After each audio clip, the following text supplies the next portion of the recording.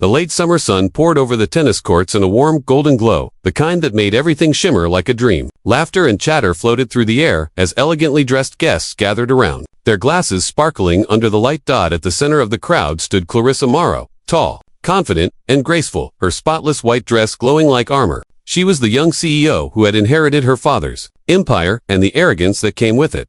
Across from her stood a man who didn't belong in this world of wealth and pride, Aaron Holt. His faded janitor's uniform looked painfully out of place among the tailored suits and designer gowns. He was a single father, a man who cleaned floors when no one was looking, the kind of person the rich rarely noticed. But today, everyone was watching. Moments earlier, Clarissa had laughed, that sharp, cutting kind of laugh that stings more than words, and said loud enough for all to hear, "Beat me in tennis, and I'll marry you." The crowd gasped, then burst into cruel laughter. To them, it was entertainment, a joke at the janitor's expense. Aaron stood frozen, gripping the broom he had been holding when they dragged him into this spectacle. His face flushed, his heart pounded, but his eyes carried a quiet fire that no one saw coming.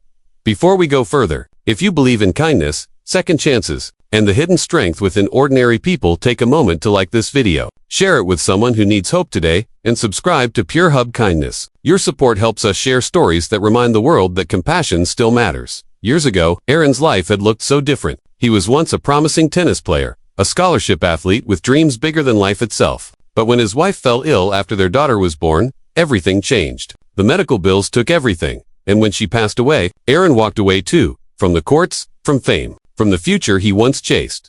He traded trophies for mops, applause for silence, just so his little girl could have food, schooling, and a chance at the life he lost. No one at the club knew that the man cleaning their floors used to be a rising star. They never saw him at dawn, alone on the empty courts, swinging an old cracked racket just to feel alive again. They never saw him reading bedtime stories to his daughter, about heroes who were laughed at but never gave up.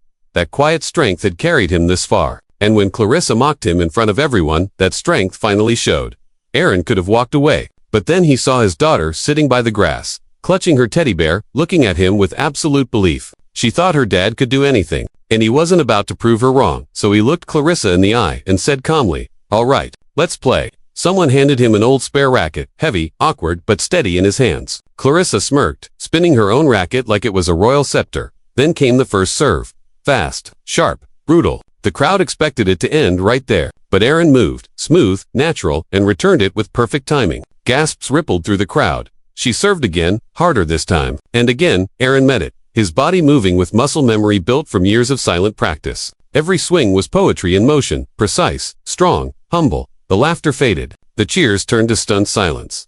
Point after point, Aaron's skill lit up the court. His pain, his sacrifices, his love, all poured into every serve and return. The man they'd ignored was now commanding the court with the grace of a champion reborn. Clarissa's confidence began to crack. Sweat glistened on her brow. Frustration burned in her eyes. Meanwhile, Aaron's daughter clapped from the sidelines, her little face glowing with pride. Then came the final rally. Fierce, fast, furious. Clarissa swung with all her might, but Aaron's final shot was pure precision, a powerful strike that soared past her racket and hit the line. Game over. The janitor had beaten the CEO. Silent for a moment, then erupted in applause. Aaron stood still, breathing hard, until his daughter ran to him, wrapping her tiny arms around his neck. He lifted her high, his eyes wet, his heart full. For once, he wasn't invisible. He wasn't the janitor. He was her hero. Clarissa stood there, pride shattered, realizing she had just witnessed something rare, not humiliation, but greatness. The kind that comes not from money, but from heart. People began approaching Aaron, shaking his hand, apologizing, showing respect. But he didn't need their validation. All that mattered was the joy on his daughter's face, proof that he had given her something no one could take away. Pride in her father. And that's what this story reminds us of, that true greatness doesn't always wear a suit or own an empire. Sometimes, it wears a faded uniform and works in silence. Because dignity, love, and resilience can't be measured by status. If this story touched your heart, don't forget to like, share, and subscribe to Pure Hub Kindness, where every story reminds us that no one is ever truly invisible, and kindness is never wasted.